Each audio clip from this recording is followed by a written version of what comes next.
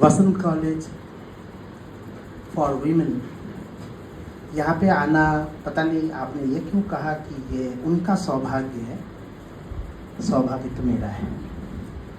ये वो स्थान है, वो कॉलेज है जहाँ मेरी माँ पढ़ा करती थी।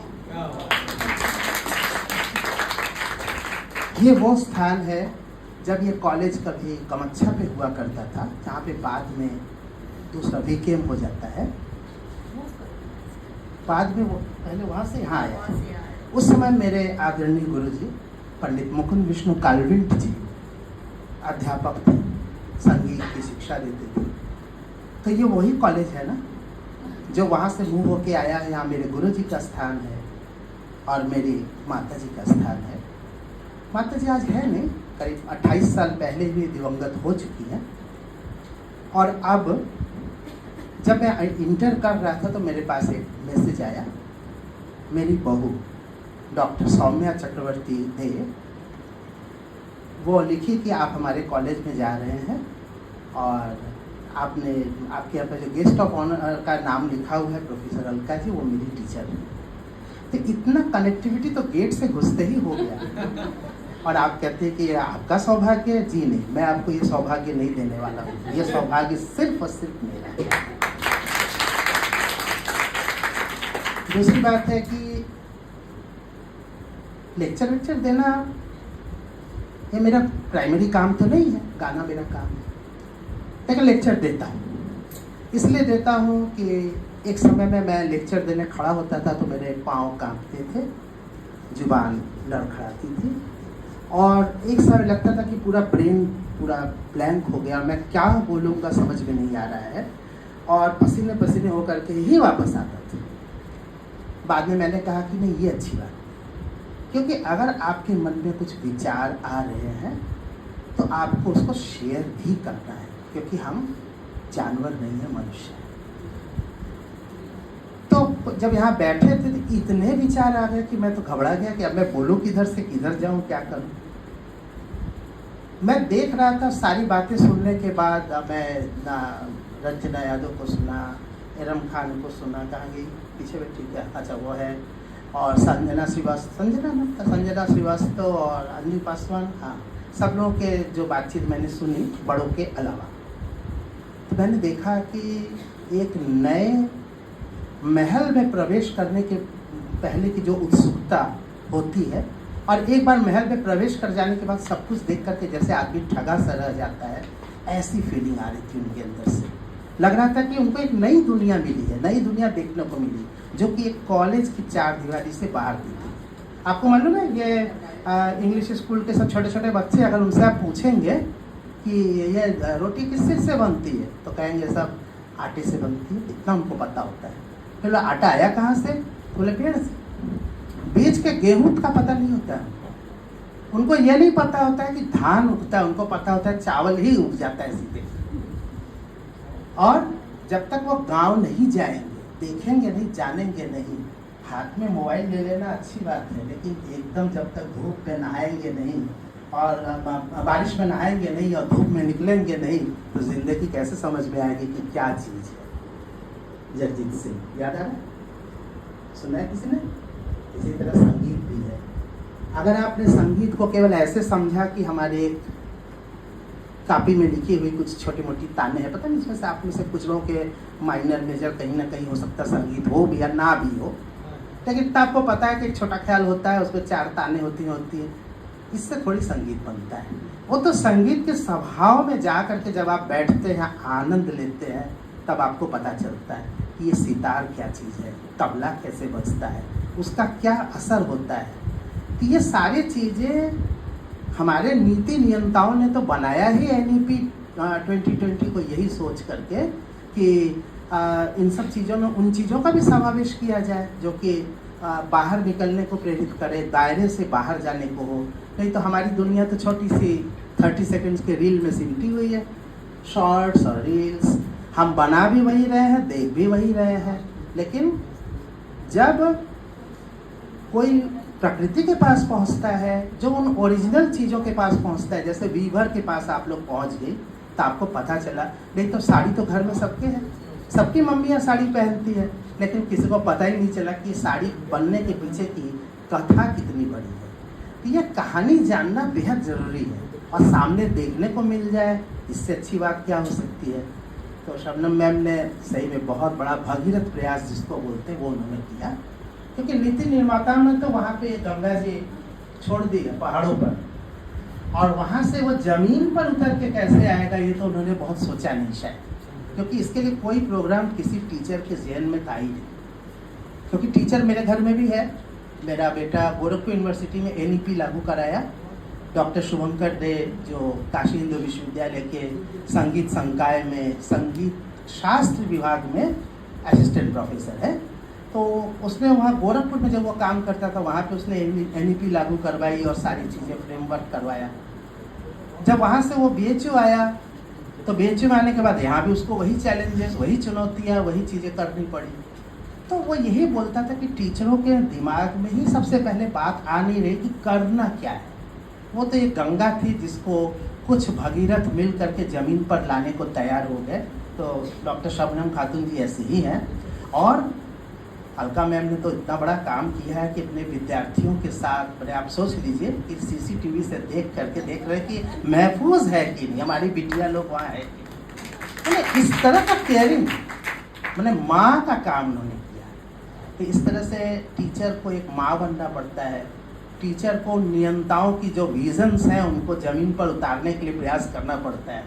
उनको जैसे बहुत सारे बच्चों को पता ही नहीं होता है कि धान ऐसे ही डायरेक्टली उगता नहीं है, उसको पहले रेहन और ये सब अलग अलग स्टेजेस होते हैं। मुझे लगता है इसको भी एक प्रोग्राम में डाल देना चाहिए कि जाके देखे कि कैसे हो रहा है।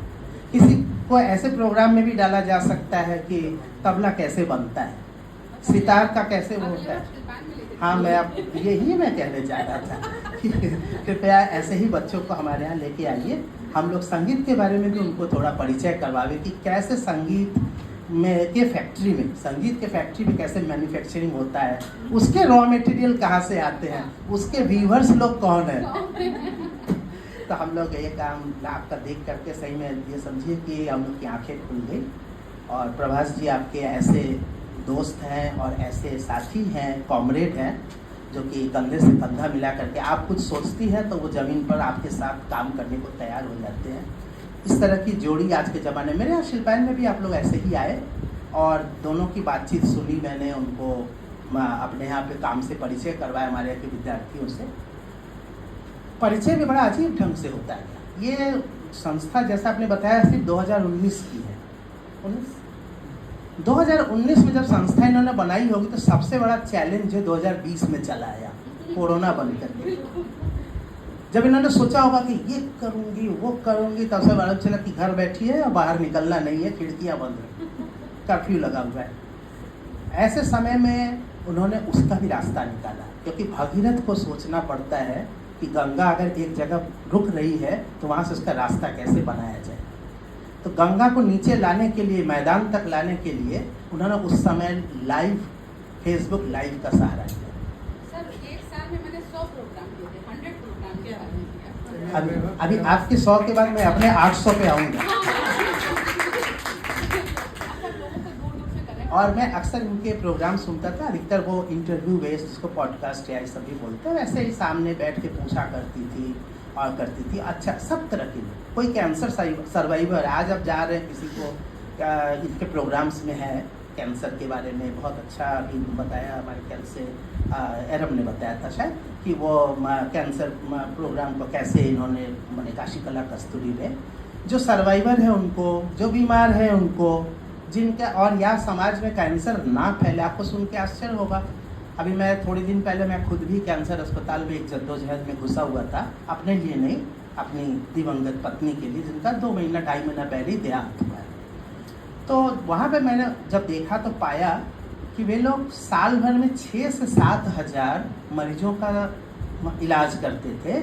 आज उसकी संख्या 27 से 28 हज़ार हो गई है एक साल में, और ये बढ़ के कहीं 50 हज़ार के आसपास न जाए एक बनारस में, एक साधारण से शहर में। इस पर भी हमें काम करना है। कहीं ना कहीं से हमको लोगों को ये कहना तो बेहद मुश्किल है या असंभव है कि होता क्यों है, लेकिन अगर कुछ फैक्टर्स हैं तो उनको हमें देखना पड़ेगा। हम आज बहुत खुश हैं अपने विकास से, बनारस के विकास से। आपको पता होगा जितनी भी गाड़ियाँ दिखती है उसमें से 75% गाड़ियाँ आपको बाहर के नंबरों की दिखती है। यूपी 65 दिखता ही नहीं, जब देखो तब यूपी, महाराष्ट्र, बिहार, झारखंड, पंजाब, वो यहाँ आ रहे हैं, अच्छी बात है, लेकिन जो धुआं छोड़ के जा रहे हैं उसे हमें और आपको करना है। तो इसके लिए क्या प्रयास किया जा रहा है? क्या हम और पेड़ काट लें, या ये इतनी जो हरियाली वाला जो कैंपस है इसको किसी के हवाले कर दें और सारा काट करके यहाँ पे रेगिस्तान बना दें? क्या करें? पेड़ काटने में दिक्कत नहीं है, लेकिन उतने ही लगाने की पड़ेगी। तो ये भी आपके प्रोग्राम में कहीं ना कहीं से ज़रूर आएगा, आया होगा, और आने की उम्मीद भी मैं करता हूँ। आज सबसे बड़ी ज़रूरत है, अगर आप गर्मी से इससे परेशान हो रहे हैं तो हर दिन याद करिएगा कि हमारी पीढ़ी ने, हमारी, आपकी नहीं, आपके पीढ़ी के लिए तो हम लोग गड्ढे खोद रहे हैं। आपको याद होगा वो ग्रेटा थनबर्ग, नाम सुना है आप लोगों ने? वो एक एक्टिविस्ट थी, 15 साल की, 16 साल की, ऐसे कौन से देश की, स्विट्जरलैंड नहीं, किसी यूरोप की किसी कंट्री की। उसने सीधे सीधे, जब ट्रम्प राष्ट्रपति थे तो वहाँ पे उसको बुलाया गया था बात करने के लिए, तो वो पानी के जहाज़ से पहुँचती है, क्योंकि उसने, वो हवाई जहाज़ से नहीं चलती, कहती इससे पॉल्यूशन होता है। और जाके उसने कहा कि आप कहते हैं, वो लड़की 15 साल की लड़की राष्ट्रपति की आंखों में आंख मिलाकर कहती है कि आप कहते हैं कि हम ये सब छोड़ करके, एक्टिविस्ट का काम छोड़ करके मैं पढ़ने जाऊं। क्यों पढ़ने जाऊं? क्योंकि मेरा फ्यूचर है, और आप उसी फ्यूचर को पूरा तबाह करके छोड़ दे रहे हैं। मैं किस फ्यूचर के लिए पढ़ाई करूंगी? मुझे क्यों पढ़ना चाहिए? पहले मैं अपना फ्यूचर तो सिक्योर कर लूँ, उसके बाद ना मैं पढ़ाई करूँ। किस किस फ्यूचर की आप बात कर रहे हैं? जवाब देते नहीं बना, ना अमेरिकी राष्ट्रपति को और न किसी पूरे वर्ल्ड के लोगों को। और उसके द्वारा छेड़ा गया छोटा सा आंदोलन, जो वो स्कूल के बाहर बैठ करके, ग्रेटा थनबर्ग, आप चाहें तो उसको नेट में निकाल के ज़रूर पढ़िएगा उसके बारे में। एक छोटी सी बच्ची ने क्या कमाल किया था। तो उसने बाहर, स्कूल हर शुक्रवार को बाहर को बैठी रहती थी और अंदर नहीं जाती थी। बोले मैं पढ़ने क्यों जाऊंगी, पहले मैं अपना फ्यूचर, इसको उसने सिक्योर किया। और 80 देशों में उसका आंदोलन फैला था उस जमाने में। ये बात अलग है कि इसके आंदोलन के न फैलने के पीछे इतना बड़ा गैंग पूरे वर्ल्ड का लग जाता है, जिसमें राजनेता होते हैं, इंडस्ट्रियलिस्ट होते हैं, और तरह तरह के लोग होते हैं जिनको केवल और केवल फायदे कमाने हैं। उनको नहीं सोचना है कि आपका भविष्य क्या होगा। तो उन लोगों के उसमें से मुक्त होकर के आपको अपना भविष्य तैयार करना है। ये सब सोचा गया है। NEP 2020 में सारी बातें हैं। मैं अमेरिका में भी यूनिवर्सिटीज़ में, कई यूनिवर्सिटीज़ में मैं एडजंक्ट प्रोफेसर के नाते पढ़ा चुका हूँ, 4-4 महीने, 3-3 महीने। तो वहाँ पर भी इसी तरह के आप जैसे उम्र के बच्चे रहते हैं, तो उनको भी मैं कुछ ना कुछ लिखने के लिए देता था, असाइनमेंट वगैरह। वहाँ पर भी इसी तरह के प्रोग्राम्स वगैरह बहुत होते हैं। बड़े जिंदा दिली के साथ सब प्रोजेक्ट लिखना, उसके बारे में प्रेजेंटेशन करना, वहाँ के बच्चों का देखते थे तो हमें बहुत अच्छा लगता था। एक समय में, ये 2012-13 की बात है, मुझे लगता था मेरे देश में भी ऐसा होना चाहिए, हमारे देश में भी ऐसा होना चाहिए। तो ये हमारे देश में इन चीज़ों को लाया गया है, लेकिन उसको ज़मीन पर उतारने के लिए आप जैसे अध्यापकों की ज़रूरत है। अगर ये लोग नहीं उतारेंगे तो वो नीति तो नीति ही बनी रह जाएगी, वो विजन तो आसमान में रह जाएगा। उन सितारों को पहले नीचे तो उतारे सही, तब तो जाके कोई बात बनेगी। ये सब बातें हैं। अब मैं, चूँकि संगीत की बात है, तो मुझे लगता है, क्या इसमें तो सभी संगीत के विद्यार्थी हैं भी नहीं। कभी आपके कॉलेज में कभी मैं संगीत के जुड़ा हुआ किसी कार्यक्रम में आकर के और टेक्निकली बताऊंगा, लेकिन फिलहाल ये है कि कुछ भी करें। अभी मैं अपने विद्यार्थियों को शिल्पायन में, आप जैसे छोटे छोटे बच्चे, किसी ने संगीत सीखना तो 5-7 साल से चल रहा था, लेकिन बाद में उन्होंने, किसी को डॉक्टर बनना है तो वो साथ में संगीत सीखती थी, और सीखते सीखते चली गई MBBS करने के लिए। लौट के फिर आई, आके बोली कि मैं अब डॉक्टर बन गई हूँ, 1 साल का इंटर्नशिप करने के लिए मैं बेंगलोर जा रही हूँ। जहाँ मैंने पढ़ा वहीं पर हॉस्पिटल है उसकी। हमने कहा बहुत अच्छी बात है। तो बोले कि ये 2 महीना मेरे पास खाली है, मुझे जाना है जुलाई या अगस्त में, तो मैं 2 महीना फिर से गाना गाना चाहती हूँ। अब आप सोचिए, निस्वार्थ रूप से उसको गाने की कोई ज़रूरत नहीं हो, डॉक्टर बन चुकी है, कल को वो MBBS डॉक्टर हो चुकी है, हो ही जाएगी, सब कुछ हो गया है। इसी तरह एक लड़की वनस्थली से इंजीनियरिंग कर रही थी। इंजीनियरिंग करने के दौरान इसी समय उसका भी काम पूरा हो गया, उसको जॉब किसने बताया था, महिंद्रा या कोई एक चीज़ में बताया, तो उसमें जॉब मिला हुआ है। वो जाने वाली वैसे ही 2-3 महीने के बाद आ गई, बोली कि हम गाना। संगीत हर विधा के साथ उसमें रस घोलने वाली चीज़ है। इसको ध्यान में रखते हैं, अगर आपको संगीत नहीं भी कैरियर बनाना है तो भी आप इसमें रह सकते हैं, और कैरियर बनाना है तब तो कोई बात ही नहीं है। एक चीज़ ज़रूर है कि अगर संगीत आप करना शुरू करते हैं तो उससे 2 फायदे होते हैं। एक तो ये फ़ायदा होता है कि संगीत हमारे ब्रेन के दोनों हिस्से जो होते हैं, एक में जैसे साहित्य है और सौंदर्य है, ये बोध होता है, दूसरे में गणित है, विज्ञान है। अब मैं बीएससी, सॉरी बहुत आवाज़ आ रही है, मैं बीएससी मैंने किया है बीएचयू से फिजिक्स ऑनर्स। जैसे आप लोग इधर कह रहे हैं कि 4 साल का हो गया अचानक से और इंटर्नशिप अचानक से हुआ, तो हमारे समय में ऑनर्स कोर्स शुरू हुआ था और हम लोग बिल्कुल शुरू वाले थे। तो जाहिर है कि हम लोगों के लिए भी वही चैलेंज था कि आखिर ये 2 साल का डिग्री कोर्स 3 साल का हो गया, क्या होगा। आपके सामने 3 का 4 हो रहा था, मेरे सामने 2 से 3 हुआ था। तो अलग अलग बातें हैं। तो वो जो 2 से 3 हुआ था तो ऑनर्स कोर्स में केवल फिजिक्स पढ़ना था, बाकी दोनों साल में मैथ्स भी पढ़ने थे, केमिस्ट्री भी पढ़ना था, इंग्लिश भी पढ़ना था। तो ये सब जो चीज़ें चेंजेस होती हैं, वो चेंजेस को सकारात्मक ढंग से ले लेना चाहिए। और इस तरह से जो ब्रेन का दोनों हिस्सा है, जो साइंस का है और एक सौंदर्य बोध का है, उसका है, इन दोनों को संगीत जगाता है, इन दोनों को एक साथ गतिशील करता है। और इसलिए इस म्यूज़िक को आप अगर इस तरह से कभी साथ में अपनाएंगे तो आपका बाकी का कुछ भी करते हैं जीवन में, आपको उसका सकारात्मक बेहतर परिणाम मिलना ही मिलना है। ये आप इसको प्रूफ किया जा चुका है, लोग कर रहे हैं। अलग अलग रूप है। कभी कोई बोलता है संगीत चिकित्सा चल रहा है आज के ज़माने में, कोई बोलता है कि इससे पहले संगीत चिकित्सा से पहले होता था कि पढ़ाई लिखाई। हमारे यहाँ के सारे बच्चे इतना अच्छा नंबर लाए, कोई 96, कोई 95 कुछ ला रहा है, और संगीत में बहुत अच्छे हैं। तो हम इनको कहते हैं कि ऐसा नहीं है, संगीत के वजह से नंबर ज़्यादा आए, और वो समझते हैं कि मेरे नंबर ज़्यादा आए तो संगीत चूँकि बहुत इंटेलिजेंट है इसलिए संगीत अच्छा होगा। ये दोनों बातें एक दूसरे को जोड़ती हैं। तो आप लोग इसमें अपने साथ में एक संगीत का भी रखेंगे। तो इंटर्नशिप प्रोग्राम में अगली बार मैं इनसे आग्रह करूँगा कि इस तरह के भी प्रोग्राम को ज़रूर जोड़ें, और हमारे यहाँ आकर के हमारे यहाँ पे जो बनारसी संगीत की साड़ी बिनी जाती है वो देखें। हम लोग भी व्यूअर हैं, तो कैसे हम लोग छोटे बच्चों को, आप अगर छोटे छोटे बहन देखा है, डॉक्टर रागिनी सरदा जी उसी शिल्पायन के प्रिंसिपल है।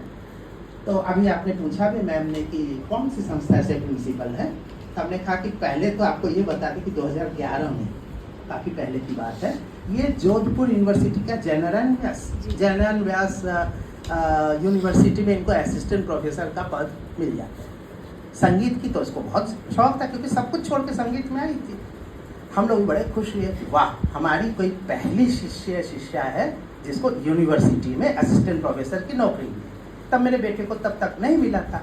अभी तो हमारे कई 7-8 जगह पे या 10 जगह पे कम से कम होंगे, अंडमान में, सिक्किम में, हल्द्वानी में, हर जगह असिस्टेंट प्रोफेसर्स मेरे शिष्य लोग हैं, कई सारी जगहों पर। तो फिर हम बहुत खुशी हुई। 6 महीने के अंदर उसने अपना डिसीजन दे दिया कि मुझे यहाँ नहीं काम करना है। हम लोग परेशान हो गए, हम और इसके पिताजी दोनों, हम लोग जाकर उसको फ़ोन कर रहे हैं, समझा रहे हैं, अरे असिस्टेंट प्रोफेसर की नौकरी लोग जो है कैसे कैसे करके पाते हैं, तुम पाके छोड़ रही हो। तो उसने बहुत सारी बातें बताई, जिसमें सबसे महत्वपूर्ण था कि हम नौकरी करने के लिए संगीत थोड़ी किए हैं, हम संगीत करने के लिए संगीत में आए हैं, और मैं वहाँ पे पत्थर पे अपना संगीत ख़त्म नहीं कर सकती। ये उसका लैंग्वेज था कि मैं पत्थर पर अपनी संगीत को वहाँ पर छोड़ नहीं सकती, मैं बनारस में आकर के काम करना चाहती हूँ, क्योंकि हर यूनिवर्सिटीज़ में काम का माहौल नहीं मिलता है। जैसे आपने थोड़ी देर पहले ही बताया कि यहाँ पे मैं कोशिश कर रही हूँ कि बच्चों को वही माहौल मिले या इंटर्नशिप का फ़ायदा मिले। ऐसा सब जगह नहीं सोचते अब है। हमने हमारे विद्यार्थी तो हर कॉलेजेस में, मैं सबको देख रहा हूँ, मैं किसी का नाम नहीं लेना चाहता हूँ, और ना किसी के बारे में पर्टिकुलरली बता रहा हूँ, माहौल ही ऐसा है, चाहे वो यूनिवर्सिटी हो चाहे कॉलेजेस हो, सबकी वही लगभग स्थिति है। यहाँ आकर के मेरी आंखें मेरी भी खुली और मुझे गर्व हुआ कि मैं उसी कॉलेज के किसी स्टूडेंट का बेटा हूँ। और यहाँ पे वो आर्ट के बहुत बड़े टीचर थे, नाम को याद नहीं है, उनसे वो आर्ट सीखा करती थी, बाद में बहुत बड़ी आर्टिस्ट हो गई और उनके स्कल्पचर, पेंटिंग सब कुछ है। अब आज अगर हम बनारस के कुछ आर्टिस्टों की बात करें तो 4-5 लोगों का नाम सामने आता है, जैसे एस प्रणाम सिंह जी का नाम आएगा, सुशील नायर जी का आएगा, वो मदन लाल गुप्ता जी हैं जो कि काम कर रहे हैं बहुत, और उसी में एक नाम आता है अजय उपासनी का, अजय उपासनी। वो अजय उपासनी हमारे माता जी का शिष्य है। तो इस तरह से उन्होंने अपने आप को आगे किया। मुझे लगता है कि ये काम भी उनसे, बच्चों से कला के प्रति जागरूकता पैदा करने के लिए ऐसे कलाकार अजय उपासनी जैसे या और भी कोई, उनसे कैसे कलाकृति वो लोग बनाते हैं, उसके पीछे की उनकी सोच क्या है, कैसे सौंदर्य बोध होता है, ये विकसित करना भी हमारा इस प्रोग्राम का एक होना चाहिए। खैर, हमने पहले ही कहा था कि काम करने वाले बात नहीं करते, हम बात कर रहे हैं, इसका मतलब हम काम नहीं करते, इसलिए ये तो तय हो गया।